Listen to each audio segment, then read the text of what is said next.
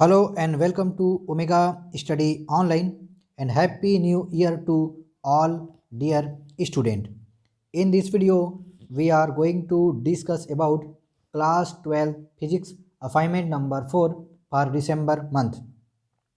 So your first question of assignment is lateral shift. तो अपन को lateral shift का definition बताना है, साथ में इसका डेरिवेशन भी करना है। तो देखिए कुछ इस तरह से आपको लेटरल शिफ्ट का डेफिनेशन लिख लेना है। फिर उसके बाद आपको ये वाला डायग्राम बनाना है।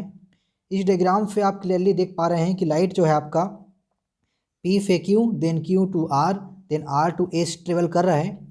और इस डायग्राम से आपको क्लियरली पता चलेगा कि आपका जो लाइन PQ है that is parallel to RS। तो इस फिगर में आपको R और L दिखेगा। तो R और L का जो परपेंडिकुलर डिस्टेंस है यानी RL जो है आपका एक परपेंडिकुलर डिस्टेंस है, इसी RL को बोला जाता है लेटरल शिफ्ट या फिर लेटरल डिस्प्लेसमेंट। तो ये दोनों नाम आपको याद रखना है। देखिए इसके लिए अपन कुछ यहाँ पर एजप्शन ले लेंगे। तो ये वाला पॉइंट अपन लिख लेंगे। फिर अपन पॉइंट Q पर स्नेल लॉ लगाएंगे तो अपन को इक्वेशन नंबर 1 मिल जाएगा। फिर पॉइंट R पर स्नेल लॉ लगाएंगे तो अपन को इक्वेशन नंबर 2 मिलेगा। इन दोनों इक्वेशन को अपन मल्टीप्लाई करा देंगे। ठीक है, तो मल्टीप्लाई कराने के बाद अपन को देखिए कुछ इस तरह से ये इक्वेशन मिलेगा। 1 is equal to sine I by sine E। इसको सॉल्व करने के बाद अपन को मिलेगा I is equal to E यानी incident angle equal to emergent angle.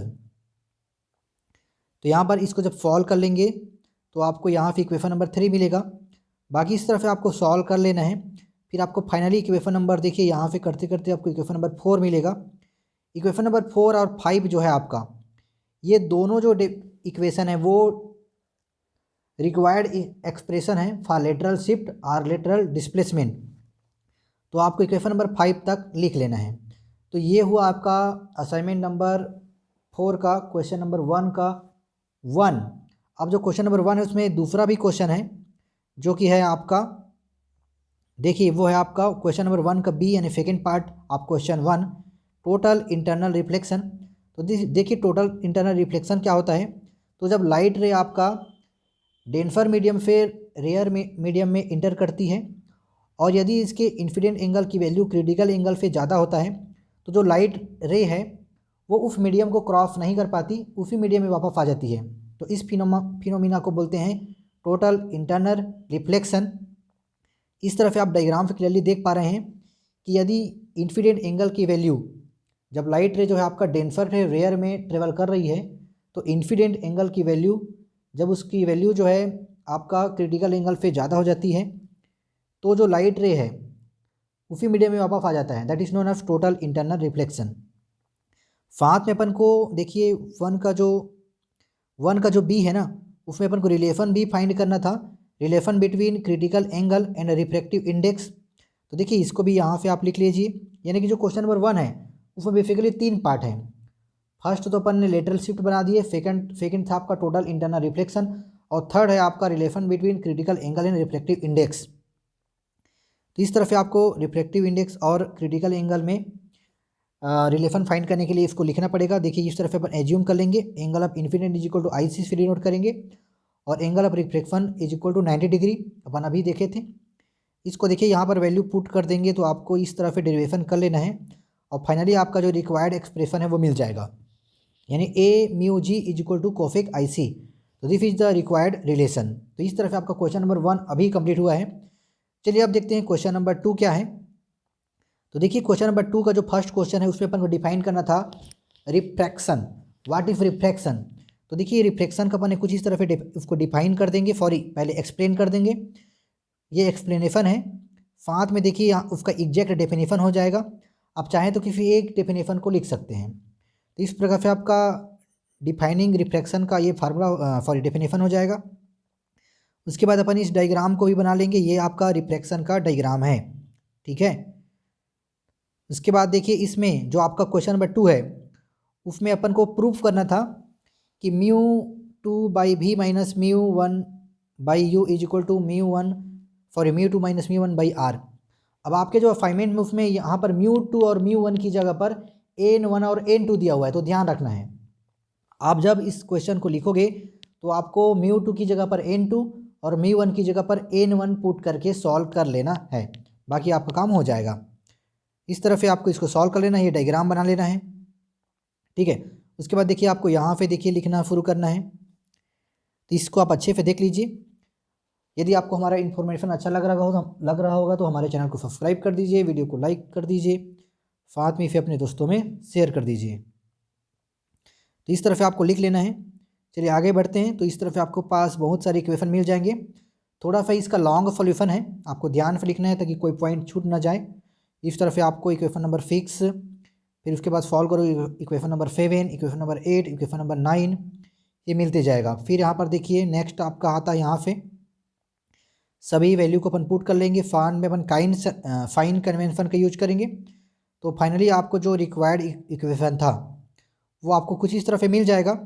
बस आपको करना ये है कि जहाँ पर आपका μ2 है वहाँ पर n2 लिखना है, और जहाँ पर आपका μ1 है वहाँ पर n1 लिखना है। तो जो आपके असाइनमेंट में जो क्वेश्चन था उसी टाइप का आपको ये इक्वेशन मिल जाएगा। तो इस तरह से आपका ये जो क्वेश्चन नंबर 2 है वो कंप्लीट हो जाता है। चलिए अब देखते हैं क्वेश्चन नंबर 3। तो क्वेश्चन नंबर 3 था आपका कि what is AC generator. AC generator क्या होता है? तो देखिए ये अपन उसका आंसर लिख चुके हैं। N AC generator is a electric generator that convert mechanical energy into electrical energy. तो एसी जनरेटर क्या करता है? आपका मैकेनिकल एनर्जी को इलेक्ट्रिकल एनर्जी में कन्वर्ट करता है। एंड ये किसके प्रिंसिपल पर काम करता है? तो ये वर्क करता है आपका इलेक्ट्रोमैग्नेटिक इंडक्शन के प्रिंसिपल पर। इसका डायग्राम आपको देखिए इस तरह से बना लेना है। आपको 2 डायग्राम बना लेना है। एसी जो है ये डायग्राम बनाना बहुत ही ज़्यादा ज़रूरी है, क्योंकि इसी के बेसिस पर अपन नया इसका डेरिवेशन करेंगे। तो देखिए जो क्वेश्चन नंबर आपका 3 है उसमें एसी जनरेटर पूछा गया था, और एसी जनरेटर में जो आपका, ठीक है, ये मेंस पार्ट भी है उसको भी लिख लेंगे। और एसी जो जनरेटर है उसमें अपन को उसका इंड्यूस्ड ईएमएफ भी फाइंड करना था।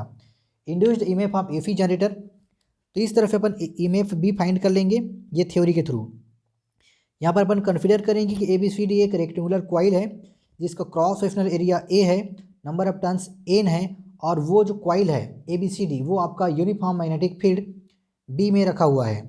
अब यहाँ पे देखिए अपन क्या करेंगे, उस कॉइल को अपन रोटेट कराएंगे। तो अपन मान लेते हैं कि let at a time t coil make a angle theta with B, then flux in the coil will be. तो जब कॉइल रोटेट होगा तो फ्लक्स को कट करेगा। तो फ्लक्स की वैल्यू क्या हो जाएगा? Phi b is equal to b a cos theta. Omega की वैल्यू अपन पुट कर देंगे। ओमेगा इज इक्वल टू होता है आपका थीटा बाई टी। फो थीटा इज इक्वल टू हो जाएगा ओमेगा टी। इसको पुट कर देंगे तो क्या हो जाएगा? Phi b is equal to b a cos omega t. ठीक है, अब देखिए जो कॉइल है ना, कॉइल ABC जो है वो मैग्नेटिक फील्ड में रोटेट हो रहा है, घूम रहा है। तो वो फ्लक्स को जब कट करेगा तो उसमें ईएमएफ इंड्यूस हो जाएगा, and that induced EMF is given by E is equal to minus n d phi by d t. इसमें फाई बी की वैल्यू को पुट कर देंगे तो अपन को मिल जाएगा कुछ इस तरह से इक्वेशन। तो यहाँ पर अपन को फाइनली इक्वेशन मिलेगा E is equal to E naught sine omega t. यहाँ पर E naught is equal to N B A होता है।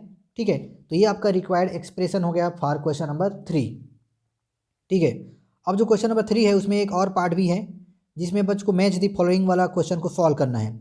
तो देखिए यहाँ पर आपका मैच द फॉलोइंग जो क्वेश्चन है उसमें फर्स्ट रेजोनेंट फ्रीक्वेंसी है, उसका आंसर सी होगा।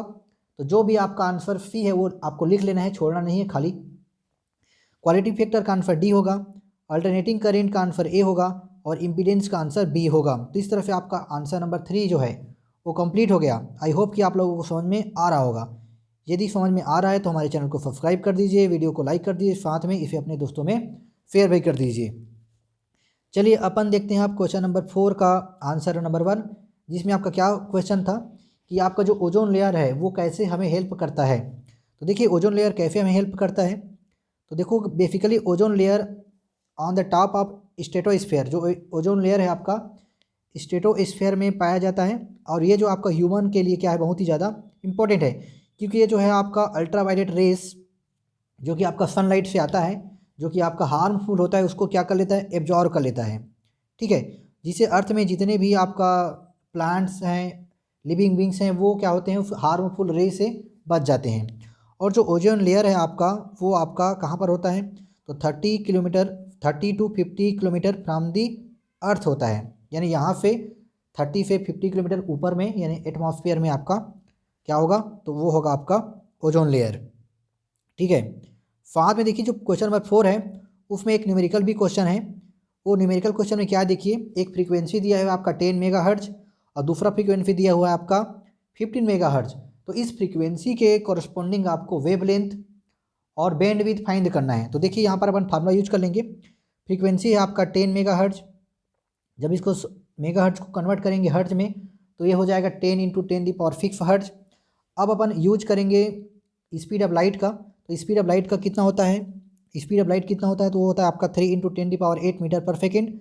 अब अपन वेव लेंथ के फार्मूला जो कि होता है आपका φ/μ1, म्यू मतलब कि फ्रीक्वेंसी है, तो वहाँ पे अपन सॉल्व करेंगे तो आपको लेमडा की वैल्यू आ जाएगा, लेमडा मतलब वेव लेंथ। तो यहाँ पर वेव लेंथ आया आपका 30 मीटर। सिमिलरली सेकेंड फ्रीक्वेंसी जो कि आपका 15 मेगाहर्ट्ज दिया है उसके लिए सॉल्व करेंगे तो हमें वेव लेंथ की वैल्यू मिल जाएगा 20 मीटर। इसका मतलब है कि जो वेव लेंथ है, wavelength band is 20 to 30 metre, यानी जो वेव लेंथ का लिमिट होगा कितना होगा, 20 मीटर से 30 मीटर होगा। तो इस तरह से आपका 4 का बी क्वेश्चन कंप्लीट हो गया। ठीक है, साथ में 4 में आपका 3 क्वेश्चन दिया हुआ है। 4 का फी देखिए, तो 4 का फी क्या हो जाएगा, 2 यूजेस ऑफ एक्स-रे, एक्स-रे का 2 यूज लिखना है तो फर्स्ट हो जाएगा in the study of crystalline structure in the treatment of cancer and tumour. ठीक है, साथ में बेसिक इन्फॉर्मेशन है कि this ray are produce by bombarding of electron on heavy metals, यानी हैवी मेटल्स में जब इलेक्ट्रॉन के अपन बम्बार्डिंग करते हैं तो आपका एक्स रे बनता है।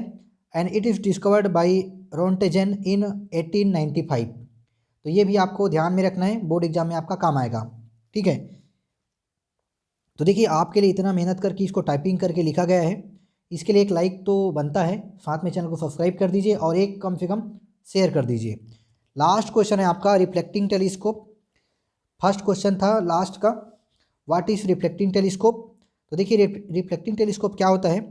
A reflecting telescope is a telescope that use a single or combination of curved mirror that reflect light and form an image।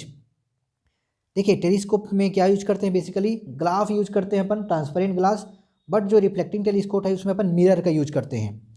Reflecting telescope is a alternative to reflecting telescope.